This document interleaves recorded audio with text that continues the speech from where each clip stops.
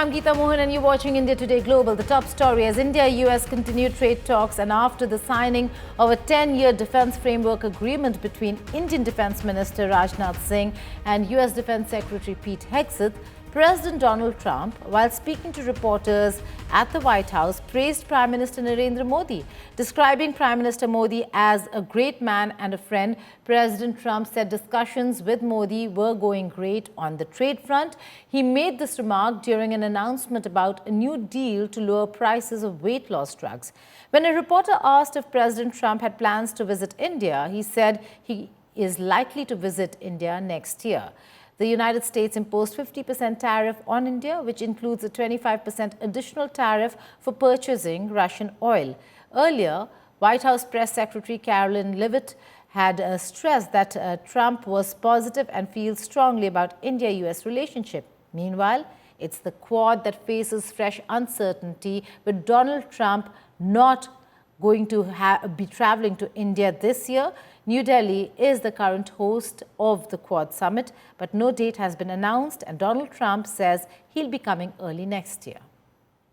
How's the talks with Prime Minister Modi going on a trade deal? And when going good. He largely stopped buying oil from Russia. When do you plan? And he's a friend of mine, and we speak, and he wants me to go there, and we'll figure that out. I'll go. I had a great trip there with Prime Minister Modi. He's a great man. And I'll be going. Yeah. Planning to go to India next year, sir? It could be, yeah. Well, blowing hot, blowing cold, Donald Trump talking about Prime Minister Modi, lauding Prime Minister Modi when it comes to the relationship the two countries share. But in terms of doing what he has to do when it comes to enhancing ties, it seems like it's a downward spiral. Donald Trump will not be visiting India this year. India was to host the Quad summit. It is most likely that the US president will be visiting India next year. In that entire interaction, he also reiterated the claims that he made. India-Pakistan ceasefire brokered by him, and that he used tariff as threat. Listen in to what he had to say earlier. How's the talks with Prime Minister Modi going on a trade deal? And when do going good. He largely stopped buying oil from Russia. When do you plan? And he's a friend of mine, and we speak, and he wants me to go there, and we'll figure that out. I'll go. I had a great trip there with Prime Minister Modi. He's a great man, and I'll be going. Yeah. Planning to go to India next year, sir? It could be, yeah. Okay, that's President Trump again talking about the fact that he is likely to come and visit India next year, early next year, which really would cause problems for India when it comes to hosting of the Quad summit. This is most likely the third year in a row that India will not be able to host the Quad summit. A summit level meeting requires all four leaders of India, US, Japan, Australia to be present, and Donald Trump will not be coming to India this year round. Rohit Sharma, my colleague, joins me from Washington. Rohit, mixed signals when it comes to Donald Trump. On the one hand, he lauds Prime Minister Modi. On the other hand, the fact that his decisions are not absolutely aligned with his statements. He's not coming to India, most likely early next year. Well, I think it was one of those Donald Trump's off-the-cuff comment. He was slated, the US was slated to be in India this year for the Quad summit. The expectation was we still had time in November and December. And I think that was the reason that question was asked, if he was going to go or not. And he said probably early next year, we'll see. He's also committed to going to China next year in spring. So it remains to be seen how that will play out in terms of optics and whatnot. But the biggest story here is, Geeta, I think everybody had a lot of expectations from his visit to India, especially for the Quad summit, and maybe an announcement in person for the impending trade deal. So I don't think he's traveling to India. So even if there's going to be a trade deal announced, which could be by some people saying November, I think it would be done virtually. And I think that was one of the biggest takeaway from what he said yesterday. But the positive over here, Rohit, then is that there is a trade deal that would conclude by the end of the year. Is there confidence there that they're moving in the right direction to have a trade deal conclude by the end of the year? Well, that's exactly what a lot of people have been saying, Geeta. In fact, even the president said that yesterday, that the talks are progressing pretty well. That's what we've also heard from the Indian side.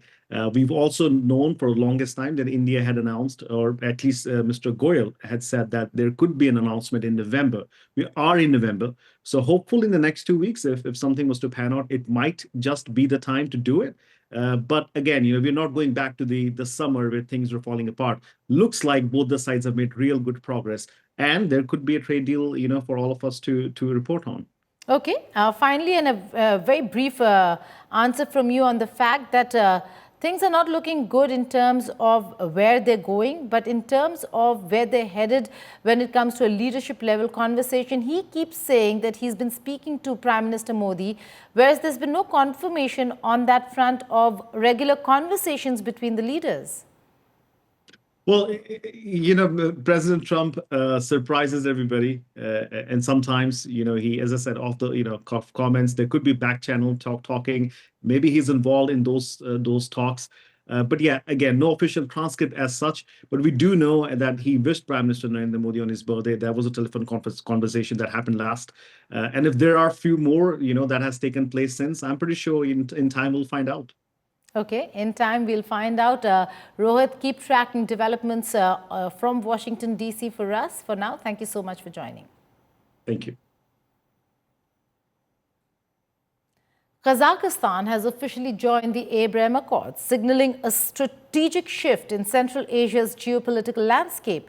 Despite existing ties with Israel, this move strengthens Kazakhstan's role as a bridge between East and West, while boosting U.S. influence amid regional tensions. What's behind the symbolic but powerful step? Here's a report.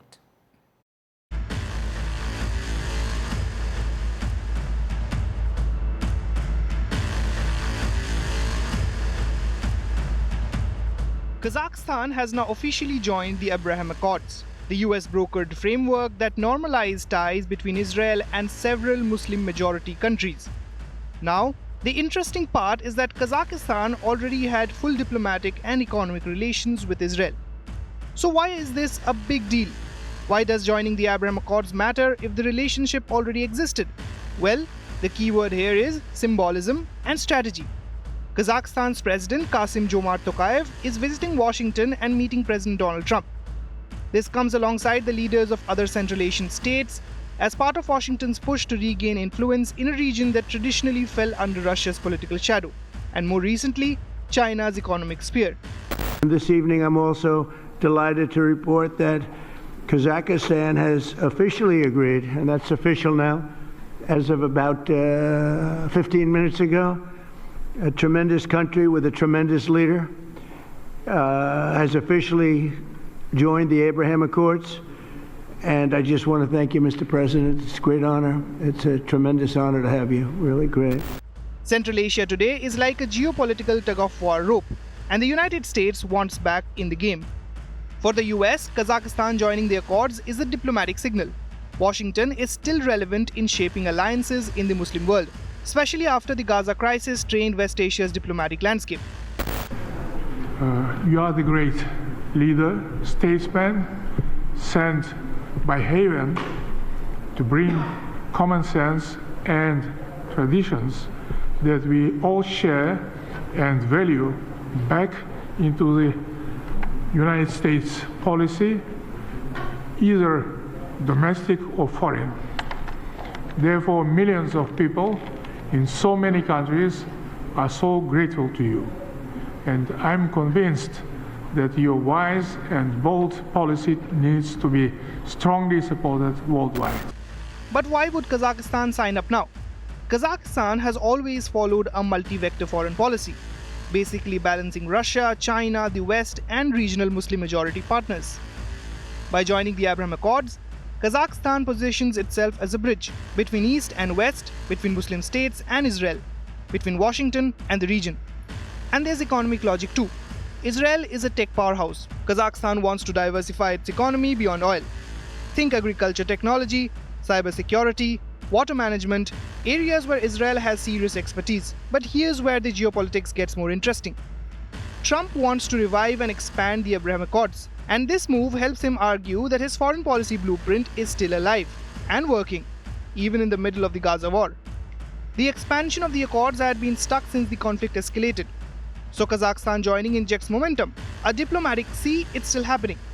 And yes, the bigger prize is still Saudi Arabia. Trump has repeatedly spoken optimistically about Riyadh eventually joining, but Saudi Arabia has been crystal clear. No recognition of Israel without a meaningful pathway to Palestinian statehood. So, Kazakhstan joining becomes a quiet stepping stone, not dramatic like UAE or Bahrain in 2020, but diplomatically useful. It keeps the narrative running. The Accords are expanding, not collapsing. Now let's connect this with another planned meeting. Trump is also set to meet Syria's President Ahmed al-Shara, a man once tied to Al-Qaeda and even held in US custody years ago. That meeting, paired with Kazakhstan's Accords announcement, paints a picture. Trump is trying to present himself globally as the deal maker who can reshape West and Central Asia. Whether or not that works is another debate entirely. So what does Kazakhstan gain? Stronger ties with Washington, always handy when Russia and China loom large next door. Access to Israeli technology, agriculture, medical and cybersecurity industries. A reputation boost as a diplomatic stabilizer rather than a passive observer. And what does the US gain? A foothold in Central Asia to counter China's Belt and Road. A revived narrative that the Abraham Accords are not dead, and a way to keep Saudi Arabia engaged in dialogue even if quietly. Kazakhstan joining the Abraham Accords isn't about creating ties with Israel. It's about making a geopolitical statement in a region where symbolism is strategy and timing is power. With Farhan Khan, Bureau Report, India Today Global. The Central Asia outreach and Trump's upcoming meeting with Syria's al-Shara on Monday speak volumes of Trump's agenda, strengthening its position in the region, but more importantly, resources, from Syrian oil to Central Asia's rare earths, uranium and lithium. On Statecraft, we tell you what's at stake. Catch the full episode on India Today Global's YouTube channel.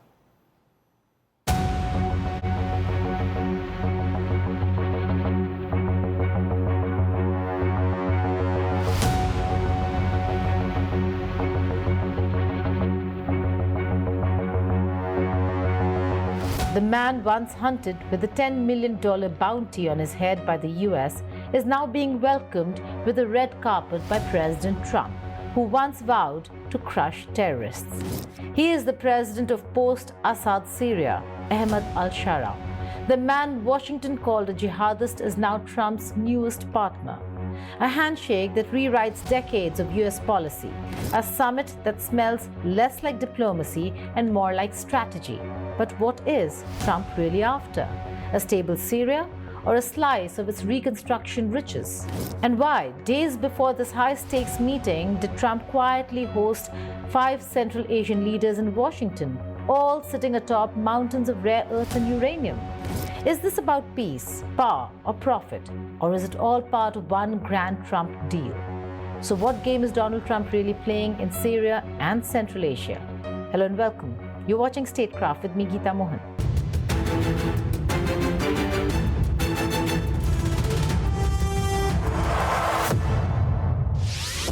Just months ago, Syria was still a pariah, its president a wanted man. Ahmed al-Shara, once Abu Muhammad Golani, was branded a terrorist by the same government, now welcoming him to the White House.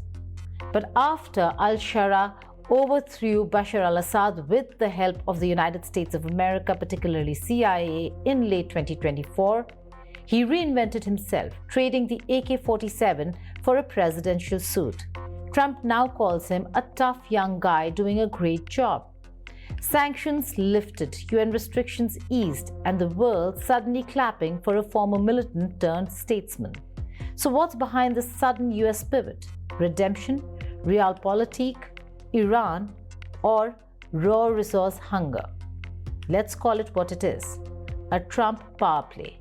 Because every time the world thinks Trump has flipped the script, he's really writing a new one.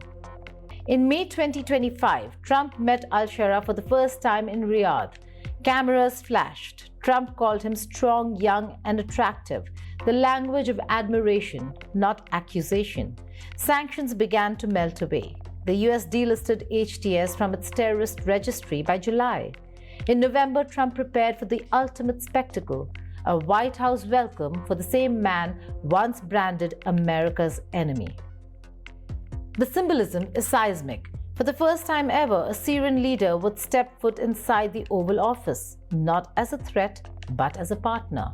The meeting was billed as a new dawn: reconstruction deals, counter-Islamic State or ISIS collaboration, and even whispers of bringing Syria into the Abraham Accords. But beneath the ceremony lies a harder question. What is Trump really buying? Trump's critics say it's about oil, and there's some truth to that. For decades, Syria's northeastern oil fields were battleground prizes, first for IS, that's Islamic State, then for US-backed militias. But the equation has changed. With Assad gone, sanctions lifted, and General License 25 signed, American companies like Baker Hughes are eyeing Syria's energy sector not as spoils of war, but as assets of recovery. Billions in reconstruction contracts now dangle over the desert, pipelines, refineries, and power grids waiting for investment.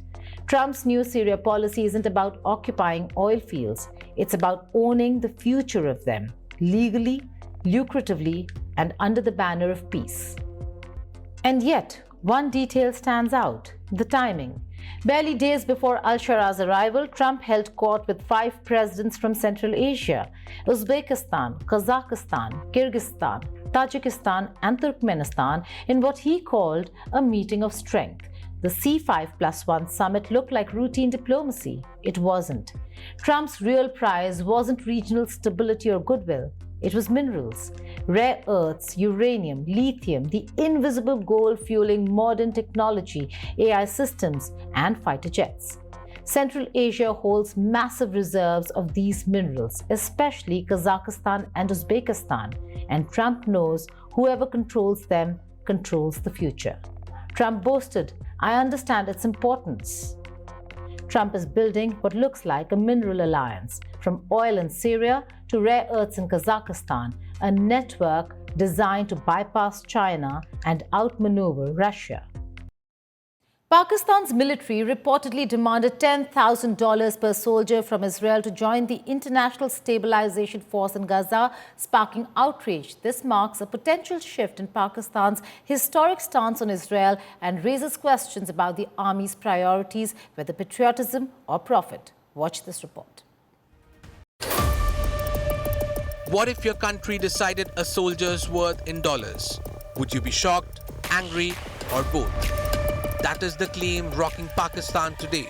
Reports suggest Islamabad demanded $10,000 per soldier from Israel to deploy troops to Gaza under the new International Stabilization Force.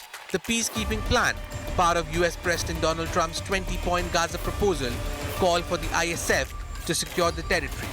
The ISF would train Palestinian police, prevent munitions from entering Gaza, and facilitate reconstruction without American troops on the ground. Among the countries supporting the initiative, Pakistan stepped forward. Defense Minister Khwaja Asif publicly declared, "If Pakistan has to participate, it will be a matter of pride for us." The country would reportedly send 20,000 soldiers to Gaza. Secret meetings between Pakistan's Army Chief, Field Marshal Asim Munir, Israel's Mossad, and the CIA outlined the force's mandate: neutralize Hamas elements and stabilize Gaza under Western supervision. This would mark Pakistan's first indirect involvement in Israeli security operations. Remarkable, given Islamabad does not officially recognize Israel. Experts call it a historic realignment in West Asia. But then came a revelation that has sparked outrage. Veteran Pakistani journalist Asma Shirazi claims Pakistan apparently put a price tag on patriotism, demanding $10,000 per soldier from Israel. Israel, in what must have been a shock to Islamabad, reportedly offered a mere $100 per soldier. If accurate, this exposes a transactional approach by Pakistan's military. It raises questions about the country's so-called image as a defender of Muslim causes. The army's demand paints a picture of profit-driven priorities over principles, undermining Pakistan's credibility on the international stage. This is not unprecedented. Pakistan has a long history of what analysts call a renter army, from sending troops to fight the Taliban in Afghanistan for billions of dollars from the US to deploying forces for Saudi Arabia in regional conflicts. Financial incentives have often driven deployments. In 1979, Pakistani commandos helped Saudi Arabia reclaim the Grand Mosque in Mecca. Riyadh reportedly paid with financial aid and oil supplies. More recently, Pakistani troops were deployed for the FIFA World Cup 2022 in Qatar, coinciding with a $2 billion bilateral aid deal. The latest revelations have triggered public anger. Many Pakistanis question if their army is on rent or for sale. With tens of thousands of troops reportedly to be deployed to Gaza, the world watches. Are they peacekeepers or mercenaries? Pakistan faces scrutiny not just for the decision, but for the price tag attached to it. With Rashish Kanjalal, Bureau Report, India Today Global. What began as anger over exam results has exploded into a youth rebellion in Pakistan-occupied Kashmir. Gen Z protesters are now taking to streets and taking on Shehbaz Sharif government. Here's more.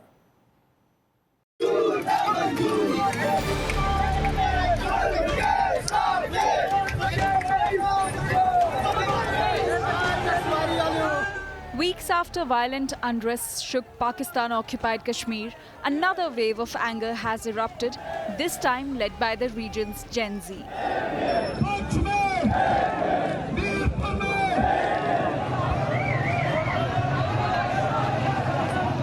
What began as a peaceful student protest over rising university fees and a flawed evaluation system has now snowballed into a wider rebellion against the Shehbaz Sharif government. The demonstrations began earlier this month at a top university in Muzaffarabad. But when an unidentified gunman allegedly opened fire on students, injuring one, everything changed. Viral videos on social media reportedly show a man firing shots as police look on. Furious students took to the streets, burning tires, vandalizing property and chanting slogans against Islamabad.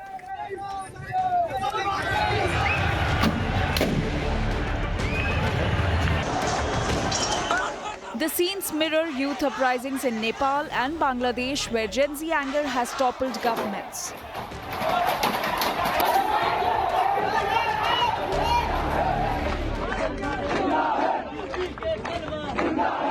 So what are these students demanding? It started with education reforms, complaints over high semester fees, delayed results and a controversial new e-marking system. After a 6-month delay, exam results released on October 30 left students stunned. Many scored abnormally low marks, while others were allegedly passed in some subjects they never even sat for. The government has yet to respond, though the Mirpur Education Board has reportedly formed a committee to probe the issue. But outrage has spread, especially over the hefty rechecking fee of 1,500 rupees per subject.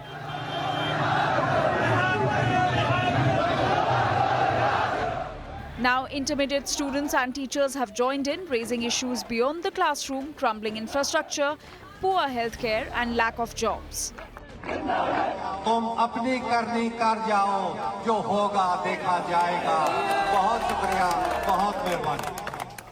Adding weight to the agitation is the Joint Awami Action Committee, the same group that led the deadly May protest, which left over a dozen civilians dead and forced Islamabad into concessions.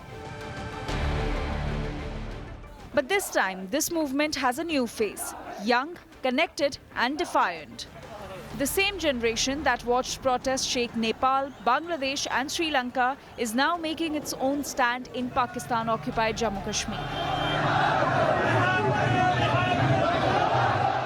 And as the unrest grows, one thing is clear: Pakistan's youngest generation isn't just asking for marks or money anymore. They are demanding a future, one that Islamabad seems increasingly unable to deliver. With Jyoti Shukla, Bureau Report, India Today Global. Let's take a look at what are the other stories making headlines across the globe in World at a Glance.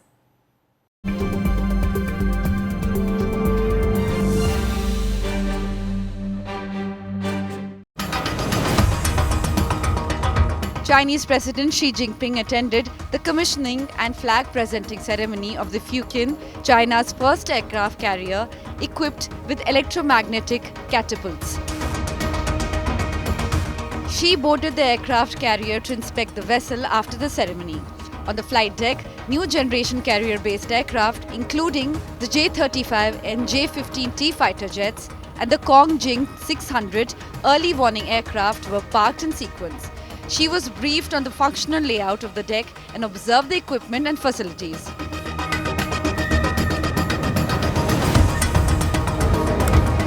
Explosions at mosque in Indonesia capital Jakarta that injured dozens of people during Friday prayers could have been an attack, officials indicated, with a 17-year-old student identified as the suspected perpetrator. Police said 55 people were in hospitals with minor to serious injuries.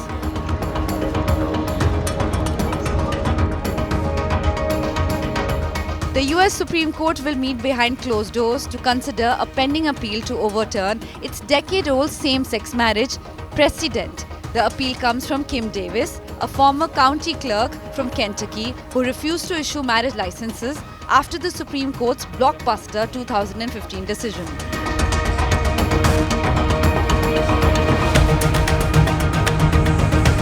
Typhoon Kalmaigi has left at least 5 people dead and caused widespread damage after making landfall in central Vietnam on Thursday evening. The typhoon has also brought torrential rains, uprooting trees, damaging roofs and shattering glass windows of buildings in several localities. That's all in this edition of India Today Global. Do stay tuned to India Today for all the latest news and updates. With that, it's a wrap. Goodbye and take care.